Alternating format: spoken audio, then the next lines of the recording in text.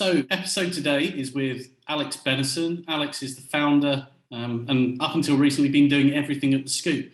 Been chatting to Alex for maybe a couple of years now about his ideas, what he's been trying to do and execute. And it's really good to see one of the good guys of the industry doing so well. So we hear about what the product does, but more importantly, how he's got there and where it's going. So we hope you enjoy. So, welcome to the RecWired podcast. And today on the show, we have an old friend, one of our first suppliers, vendors, partners, Alex Bennison from The Scoop. Hi, Alex. Good to see you again. You too, Andy. You well? Yeah, I'm really good, thank you. I'm loving the office. I'm loving the RecWired homepage on the screen as well. Very kind, very thoughtful of you to do that. All right, all good. You guys have, we've been kind of working together for a little while now, haven't we? We have been. So for those who don't know you, Alex, tell us a little bit about yourself, your background, and how you ended up at The Scoop and what The Scoop is. Yeah, sure. Yeah, so unlike a lot of other RecTech products or owners of a RecTech product, I actually came up through the ranks of starting out as a junior recruiter. So I first got into recruitment working for one of the big brands under the Adecco group, basically. Was a contract. You're probably out of contract, so. True, yeah. So I was part of Modis. So obviously one of the IT brands, you had Modis, Spring, and Compute People. And I was brought up as an IT recruiter doing contracts. Stayed there for about 3 years, moved on to McGregor Ball for, I think it was about 2.5 years, something like that. So I did about sort of a good stint in recruitment agencies, and then ended up setting up a rec-to-rec company, which people always ask me why. Why do you smile when the rec-to-rec company? You say, I don't know, there was always this kind of glimmer, wasn't there, in kind of like recruitment of being like failed recruiters. And actually like what I kind of found in setting up a rec-to-rec company is probably the hardest recruitment job that I had out of anyone. It's so difficult to please recruiters, it really is. And so I had a rec-to-rec company start up, partly because of the cards that were dealt at the time. I'd like a loss in the family and set up a company from home, basically. And I ran that probably for about 4 years. I never expected it to go on that long. I was making more money than what I was doing when I was a contract recruit for an agency, so it just kind of made sense. And then that kind of led me on to launching The Scoop, which was kind of at the time a bit of a hunted-esque. I think that's the easiest way of understanding it, a kind of careers marketplace for rec-to-recs. And then that eventually launched and relaunched really into what is essentially a recruiter branding tool, which has been going now for pretty much since we started our journey together as partners, really. So you're talking 13, 14 months, would you say? Something like that? Yeah, it seems about that, right. You always had something of an idea. And I think it was just when I'd started up RecSpan and was probably just in early days with Dolce and Charlotte on RecWired. And you couldn't quite explain it, but you showed it to it and it was sort of quite good, and we got the idea and got the concept, and I think you were sort of in build mode at the time and really trying to shape it. Yeah, 100%. I think you guys were, it was good really, because some people struggle to get the idea in their head because it is a new way of working, it's a new way of reaching out to people, and I think you guys got it straight away. It kind of all kind of clicked really, and I think I was always working and I struggled for a fair while just to kind of describe it properly. I've kind of worked on that over the last 12 months. Now I can call someone up and I can say exactly what we are and what we do and the benefits that come with it. But I think I was probably trying to, like a lot of startup SaaS companies, I was just feature dumping at the very beginning. And that was probably part of my issue in, trying to pitch the product and sell it to people really. So, but obviously you guys gave me a good lot of advice as well. You're very kind. I think it was Georgiana actually that's the brains behind the operation. So me and Dolce was the pretty ones. So it was Georgiana who I think worked out, actually how in the dirty business that they could do this, and then like, oh, okay, and then we got it. So you've been on the startup journey. It's quite a big sort of last month for you because you've done a couple of things now that sort of move you from startup to scale up.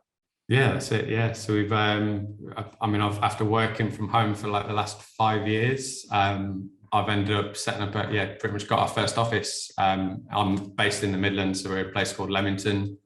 Just got an office right on the high street, basically. So it's right in the middle of the parade. We've got our first employee, full-time employee that have come on board. So we had VAs working with us in the past, which again was partly thanks to the help of Dora and Charlotte, just with the advice that they gave us and stuff like that. But yeah, it's been really good, to be fair. We've it's allowed us to kind of scale and look at our processes and manage things, our outreach and stuff like that a little bit better. So it's been really good, to be fair.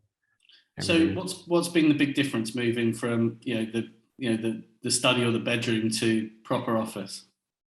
Yeah, I think just looking at all of the things that I've been trying to manage on my own, like every startup recruitment business, you're kind of juggling so many balls, aren't you? Just trying to like put on all the different hats, marketing, admin, sales, support. And it's been good to be able to actually start delegating some of that stuff out to other people and focusing on, like everyone said, it sounds like a cliche, but focus on the things that you're good at and delegate the things that you might not be so good at to other people who have that specialism. So it's been good from a kind of marketing outreach perspective that we've been able to kind of outsource, because that was never my bag. I was always a recruiter at heart with a bit of a sort of sales hat on. I still like the BD aspect and cold calling and stuff like that, even though they say cold calling's dead, but hey ho. I think there's a couple of reasons why people don't do that. First and foremost, I think it's that, well, probably not first, but they don't want to spend money. Oh, I could do it. But the other thing as well is where it's their baby, where it's their concept. I think, it's that whole, don't think anyone will care about it as much as me, do as well, it doesn't matter to them as much as me. So it's having that ability to sort of delegate and let go. I think what's helped over the last 12 months from completely cold outreach. Now, even though I might say I make a cold call, now I'm kind of like speaking to people who have already heard of us or engaged in posts that we're involved in, webinars, podcasts, that kind of thing. And even just like if you look at your WhatsApp group, that sort of social proof that happens amongst the members, just talking about certain bits of RecTech, what they've liked about it, what they haven't. So at least if you pick up the phone and you introduce yourself to someone, they've at least heard of the product. They might not know exactly what it does, but it just helps so much more from a kind of referral aspect, if that makes sense as well. 100%. Yeah, I think definitely. And, fair credit to you, everywhere on, business media, on LinkedIn, you're probably as famous for your dog as you are for the scoop, but... Yeah, well, you've got to switch it up, haven't you? Yeah. And you've got little ones on the way? I have, yeah. I should have missed that one out. Yeah, so the missus is 4.5 months pregnant now with our first to be child. So it's been a little bit scary, if I'm honest. Like it's, there's never a good time for anything, but I'm lucky that it's happened this year rather than last year, because I'm in a much better position as a business. So we're having a baby girl. Fantastic. So that'll be in July, I think. July, yeah. Oh, amazing. So you've got to get all your settled in before then so you can have some decent time off. By now. Excellent. So cool. So the product's really moved on a lot. I mean, we saw it good, we see it regularly, which is great, but you've done some recent integrations? Yeah, correct. Yeah, it feels like the last 6, 7, 8 months has probably just been spent. I feel like I've been spending all my money on just integrations, if I'm honest. So we've had, we're just about to go live on Vinceri's marketplace. We also integrated with a brilliant tool called Loxo as well. I think quite a few members that kind of influenced it from RecWired were using Loxo as well. And then we're just in the middle of Job Adder. And I think previously, when probably about a couple of months into us working together, I obviously integrated lead forensics into the platform and just built it into the product. And that's been an amazing tool if people haven't heard of lead forensics. Yeah, really so tell us how that partnership's worked in terms of what can you do now lead forensics is baked into the scoop. Yeah, so I guess where it came from initially was I was thinking about ways to kind of build or almost split up our Google Analytics so people could see how many clicks they got, how long people were on their page for, and all the rest of it. And then I thought of lead forensics, and I didn't realize that I could actually split up all the different users based on their pages. So now we've embedded the tracking code, the lead forensics tracking code, which is essentially an IP tracking tool to identify the names of businesses that are clicking on. Normally would be on your website, but in this case, it's on the scoop. And it's been an amazing tool. Like you can basically see who's clicking on your posts on LinkedIn, who's clicking on your links when you send them through emails. You can see what pages they visited. If they've then gone from one page to a next, you can then see their journey of how they've clicked through the page. It's really good to see how people are interacting with your profile, but not only that, imagine you can obviously market candidate profiles through the Scoop. If you send a candidate profile through to a client, you then get a notification say that they've opened that profile and how long they've spent viewing it and so on. So yeah, as a recruiter previously myself, it was always about just speccing candidates to people, and you'd never have a clue if they've opened them in the first place or not. So it was always that kind of cold outreach call again to say, oh, did you see that candidate I sent through to you? What do you think? And you were just kind of like shooting in the air a little bit, shooting in the dark, sorry, a little bit, weren't you? Yeah, but it's a little bit spooky when you say, but I've seen it where, I've seen you open your CV 10 seconds ago. What do you think?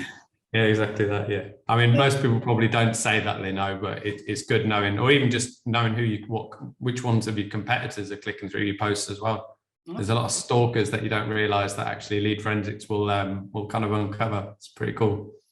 So I guess the other thing with it being one site in terms of SEO, gradually the more and more customers you've taken on, the better the product gets in terms of its traction and searchability.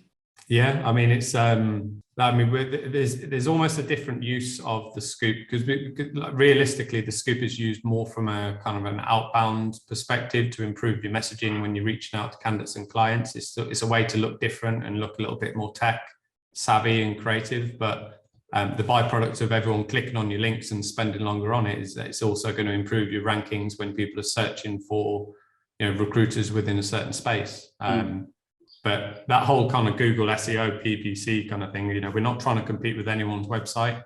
There's always going to be a need for having keywords in your Google ranks and getting people onto your website. But the Scoop is just used in a completely different manner to a traditional recruitment website, which is more generic. Most people have a website there as just a source of credibility, right? They're not necessarily using it as an outreach BD candidate attraction tool. So what are you seeing in the market at the moment? I mean, everyone I speak to says it's the craziest market they've ever seen in terms of getting hold of candidates and especially good quality candidates. Yeah, I think it's still definitely, the last 8-9 months, everyone's just been manically trying to fill jobs, I guess. And whilst everyone's having record months at the same time, everyone is also stressing a little bit about the amount of jobs that they've got on and the ability to then try and find candidates. And I think from what I'm being told, it's not a case that candidates aren't adverse to looking at a new vacancy, but I just think people are getting counter offered so much more than what they used to be. So they do all the hard work, and then suddenly, when it gets down to offer stage, they've got their existing employer going and offering 20 grand more just to kind of stay in the company. And I think, we always got told about how to try and manage counter offers and preempt that with candidates and stuff, but I think that seems to be happening a lot more from what I can tell.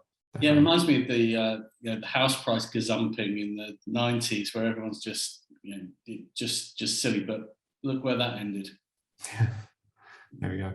So, it seems to be good. How long is this market going to go on for? How long do we think this is going to be the market? This is going to be the norm.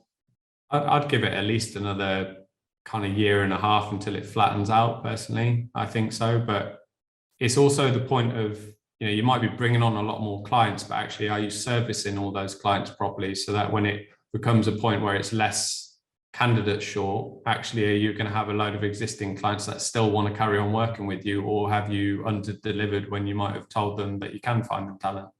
I think that's going to be the main sort of switch, is actually then keeping hold of those businesses as well.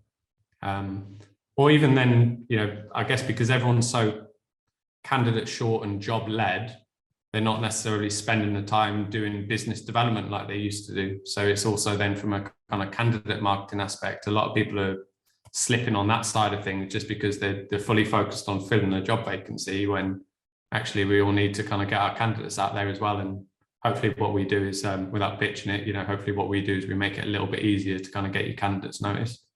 So without pitching it, how does the Scoop make it easier to get your candidates noticed? Yeah, so it's rather than speccing candidates through cold emails to a bunch of prospective clients in the hope that you appear in front of the right person, what you could do on the Scoop is you can create anonymous profiles of candidates. And I think what the great part of it is, imagine you've got a live job with 4 candidates going towards that job. Even if you fill that job with one of those candidates, that's 3 really good candidates that you spent the time finding that are now on the market and open to a change. So if you don't place them, someone else is going to place them. So on the Scoop, you can now create an anonymous profile for that candidate, post that onto LinkedIn. As soon as you paste in the link turns into a bit of an animation that grabs people's attention. And then ultimately you're getting clients coming to you saying, every client's struggling to hire at the moment. They just don't know what candidates you've got on the go. So if you put them in the shop window, put them onto LinkedIn, get the clients coming to you, the great thing is then is like you're in the position of power, because a client can't turn around to you and say, well, our other agencies work at 12%, but we like your candidate. Because you'd be like, well, if you like my candidate, why aren't you just working with your other agencies? And these are our terms. This is what we work to. Sign up or not, basically. Yeah, I get that. I mean, there's a whole market for I've heard the expression, you silver medalists, those who didn't quite make it, but they're going to be perfect somewhere else. And I think recruiters can sometimes be guilty of, just effectively doing, repetitive, not recycling. We used to talk about being green. You've done all the work, you've qualified them, you've built a relationship. They're obviously in the market for a role. Go and find them one, as opposed to the other way around. Just wait for the job to fill. Go and create one. It's easy to be happy fulfilling the job, but actually, like, you've spent so much time finding all those other candidates that actually you need to make the most of it and capitalize on the people that you've got on the go. Because, as I said, every client's struggling at the minute. To let them know who you've got on the go. Yeah, I mean, I think, as I say, most people have never seen a market like it, but I think there's a real danger that there's a generation of people that basically haven't felt the recruitment's that hard to do. I mean, obviously finding candidates is hard at the moment, but finding jobs is normally very hard, or harder, let's say, depending on your market. So, I guess it's going to be a bit of a shock to the system for people when if they're recent into the industry and just think this is the norm. Yeah, 100%. I think it's like I said, everyone's just focused on filling a job at the minute, that they're not putting any time and effort. And sometimes you've got to make mistakes. I've made so many mistakes in cold calls, and you learn from them. And I think unless you're making those mistakes, getting objection handling, for example, is something that we always got taught when we first got into recruitment. My old trainer was XS3, so obviously the background. It was all about how to handle objections, and I think that was one of the things that I picked up on the most, really. But who was that? So I'm not sure if you know, was it Jason Townsend? I think he was an XS3 trainer in the back in the day, but he came over and he was my first director. So we always had power hours and KPI boards, and those were the days. Take me back. Couldn't take your tie off unless it was 24 degrees and stuff like that. So 100%. I think it's good sometimes just to be chucked in the deep end, though, isn't it? Yeah, I think sometimes there's one of the things, it is a lot more complex job than it used to be. There's a lot more tools, there's a lot more moving parts, there's a lot more competition in the market, especially in the UK where it's super commoditized. So, although it is a great market, it's still, I suspect it's still a more difficult job than it was in sort of the 90s or anything, because of just the sheer complexity and competition. But yeah, it is. We were talking earlier just before the show, and I think what's interesting is how tech has enabled individual recruiters or small recruitment firms to punch above their weight. Yeah, I think that's one of the biggest things that we try and sell on, really, because I guess our ideal customer is probably one of those smaller, not necessarily startups, but like SME businesses that are breaking away from some of the big multinationals, trying to differentiate themselves. Everyone says I want to launch my own business to be different to the rest, but actually, unless you're actually going to the effort of innovating, which usually is through the use of technology, like, it's difficult to do that. So I guess one of the biggest things that we really like is trying to make some of those smaller players look better and more innovative and more creative than the big multinationals who are kind of treating things as a numbers game. Yeah. And I think that's where we resonate quite a lot with a lot of people, to be fair. 100%. So what's your prediction for this year? What are we going to see in the recruitment and rec tech space? I might be a little bit biased in this, but I think there's always been this divide between agency and end clients. It's always just been like, give me a job spec and I'm going to go and find you the top 5% in the market. And I think it's actually a lot of people are becoming a little bit more wise to that. And I think through the use of tech, I see that divide between agency and end client almost being squashed a little bit. And I think partly that is through video tools. 2 years ago, you weren't getting on a video call with your client to hold a Zoom call to talk about a job brief and qualification. I think actually now it's become part and parcel of everyone's life, being able to jump on a Zoom call where you can find out more about the role and build relationships with the clients in a way that you never used to be able to do it before. I see that kind of being the next kind of step, really, to kind of make most recruiters, I don't want to call them embedded partners, but that's essentially what it's going to be more of, isn't it? Being a closer or more closely aligned partner to the clients that you work with. Yeah, I think one of the interesting things I found, and I probably saw it very late in my career in agency, was that a lot of, I used to think as internal recruiters as just clients doing it on the cheap, or but what was really interesting was the budgets were often higher, and the important thing was that employee value proposition, and hiring the right people was the most essential to them. So they just didn't, they wanted it as a sort of core function. So I think you're right, as agencies, work for their fee, but if agencies, again, are sort of a bit more embedded, and it's a term I've heard often, you're going to see that, effectively, hopefully, that agencies going to give that better service to end customers, because they'll be working long term. And I guess the clients, by working contingent with agencies as well, force that as well, because agencies have to think very short term. They're only as good as their last job or their last placement. Yeah. So the clients themselves create this behaviour. It's not just the agencies, but it's the contingent model per se. I think it was actually your last podcast that I just saw before this call with Adam Gordon at Candidate ID. So I think he makes a great point. It's about nurturing people so that they remember you the next time around. It's like playing that long game, so that you might not get everyone in the first message that you send to them. And if you just treat it as a short-term game, banging out messages left, right, and centre, you're not nurturing people to educate them at the top of the funnel. And I think if you have that long-term mindset in your approach, then at least if they in 4 months' time think, actually maybe it is time for a change, they're going to remember you for being that person that was able to inform them far better than some of the other players in the market. Yeah, 100%. Yeah, good point. Cool. Right. Well, look, wish you all the very best with everything you got coming up, especially in July, and also for the Scoop of the year. If people want to get hold of you, obviously you can get Alex's detail off the RecWired site, and our members get a great commercial with Alex as well. Go and check that out.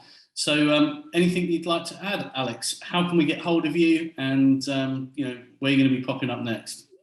Yeah, look, I think hopefully a little bit more face-to-face events that we've got coming up as well. I think that'll be a good thing to kind of get back into the swing of. But if anyone wants to chat, I'm always available on LinkedIn. There is a little bit of information on our About Us page, or click on my LinkedIn profile and you'll be able to see some other people that use the Scoop as well. But yeah, hopefully just jump on a demo. I'm always happy to just treat it as committed, exploratory, whatever it may be.